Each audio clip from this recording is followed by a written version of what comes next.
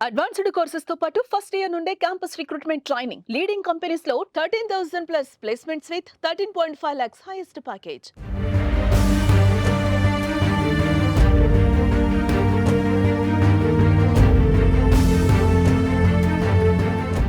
మాగంటి గోపీనాథ్ తెలుగు రాష్ట్రాలలో ఈ పేరు తెలియని వారుండరేమో.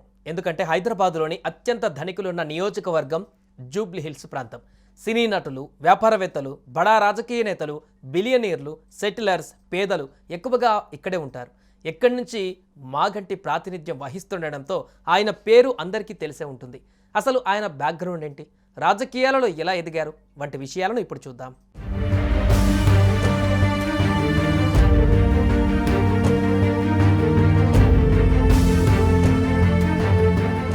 హైదరాబాద్ సెగ్మెంట్లో కీలకమైన ప్రాంతం అది.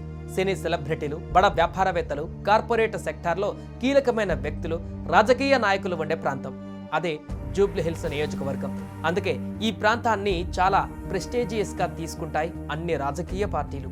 అయితే ఇక్కడ హ్యాట్రిక్ ఎమ్మెల్యేగా గెలుపొందారు మాగంటి గోపీనాథ్.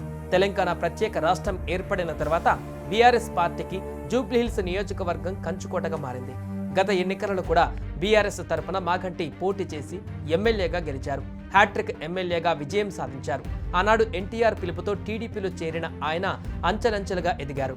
టీడీపీ నుంచి మొదలైన ఆయన ప్రస్థానం బీఆర్ఎస్ వరకు కొనసాగింది. కేటీఆర్కు నమ్మిన వ్యక్తిగా, కేసీఆర్కు శిష్యుడిగా, కారు పార్టీలో కీలక వ్యక్తిగా ఎదిగారు.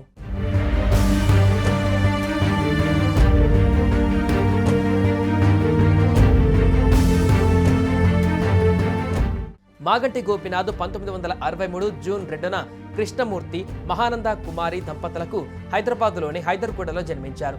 1980లో వెంకటేశ్వర ట్యుటోరియల్స్ నుండి ఇంటర్మీడియట్, 1983లో ఉస్మానియా యూనివర్సిటీలో గ్రాడ్యుయేషన్ పూర్తి చేశారు. ఇక గోపీనాథ్కు సునీతతో వివాహం జరిగింది. వారికి ఒక కుమారుడు, 2 కుమార్తెలు ఉన్నారు. మాగంటి గోపీనాథ్ 1983లో తెలుగుదేశం పార్టీ ద్వారా రాజకీయాలలోకి వచ్చారు. ఆయన 1985 నుంచి 1992 వరకు తెలుగు యువత రాష్ట్ర అధ్యక్షుడిగా, 1987, 1988లో హైదరాబాద్ అర్బన్ డెవలప్మెంట్ అథారిటీ డైరెక్టర్గా, 1988 నుంచి 93 వరకు వినియోగదారుల ఫోరం అధ్యక్షుడిగా, టీడీపీ హైదరాబాద్ జిల్లా అధ్యక్షుడిగా వివిధ హోదాలలో పనిచేశారు.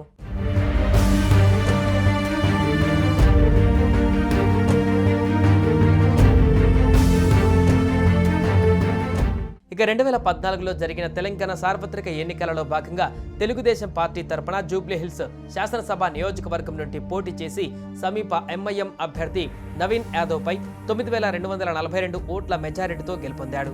ఆ తర్వాత బీఆర్ఎస్ పార్టీలో చేరారు. 2018లో జరిగిన తెలంగాణ ముందస్తు ఎన్నికలలో తెలంగాణ రాష్ట్ర సమితి పార్టీ టికెట్పై పోటీ చేసి సమీప కాంగ్రెస్ పార్టీ అభ్యర్థి పి విష్ణువర్ధన్ రెడ్డి పైన 16,004 ఓట్ల మెజారిటీతో గెలుపొందారు.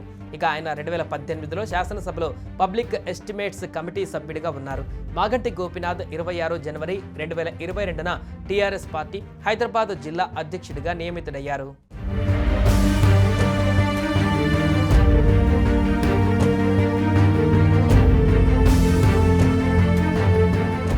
గతంలోనూ పలుమార్లు గుండె నొప్పి సమస్యతో ఆసుపత్రిలో చేరారు మాగంటి గోపీనాథ్.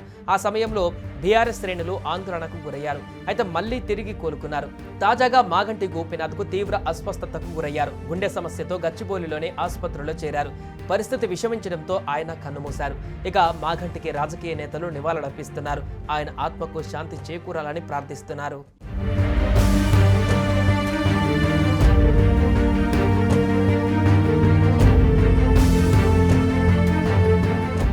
సుమన్ టీవీలో మీ పర్సనల్ అండ్ బిజినెస్ ప్రమోషన్స్ కోసం కింది నెంబర్కి కాంటాక్ట్ చేయండి.